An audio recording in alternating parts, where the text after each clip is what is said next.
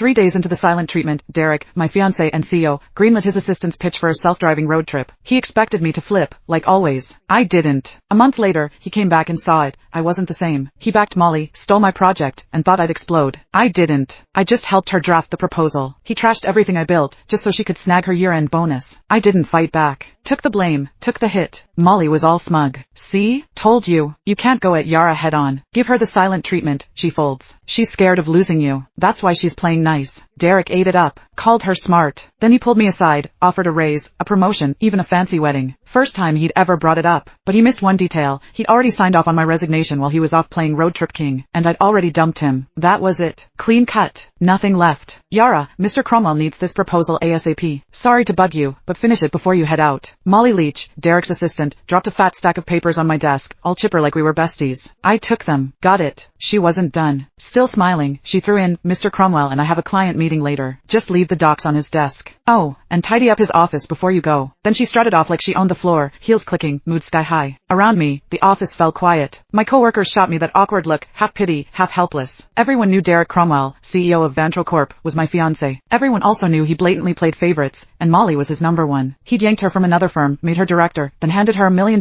project I'd busted 2 months bringing in and prepping. When I pushed back, he called a team vote, thinking everyone would back him. Wrong. The whole team voted for me, except him. Molly got 1 vote. His. He lost it. Accused me of stirring up cliques. Didn't just take the project away, he demoted me in front of everyone and slashed the salaries of the people who'd backed me. Nobody dared speak up. Later, he apologized. Said didn't want it to look like favoritism. Claimed Molly might feel left out. I used to believe that crap. Now, it's a joke. Molly couldn't even keep up with our interns. Didn't want it to look like favoritism? Please. He was straight up playing favorites. Everyone saw it but him. I heard footsteps upstairs and looked up. Derek. He showed up at the stairwell, glanced my way, then walked out without saying a word. Changed into some casual suit. Even from here, I caught that cedar cologne. He never used to wear cologne. That one? Molly's gift. Yeah, he knew exactly what he was doing. He'd been pulling this kind of stuff for years. It started after I found their goodnight texts. Couldn't stay quiet, I confronted him. Derek said I was being petty. Then, like it proved some point, he used it as an excuse to make it official and moved Molly to work directly under him. The more upset I got, the harder he leaned in, dragging her to every social event, serving her food, even wiping her mouth at company dinners. When we fought, he'd ice me out. When I apologized, he'd round up his buddies to lecture me like I was some jealous mess. For a while, I actually blamed myself. Thought maybe I wasn't generous enough. Thought maybe that's why we ended up here. But on day 3 of one of his silent treatments, when I was too sick to even sit up and he still packed his bags for a trip with Molly, I gave up. That's when it hit me, he wasn't trying to be noble. He just used my pettiness as a shield so he could keep doing what he wanted without feeling guilty. Even if I hadn't caught those late night chats, he would have just found another excuse to be with her. After their latest business trip, they were still grabbing dinner, drinks, playing tennis,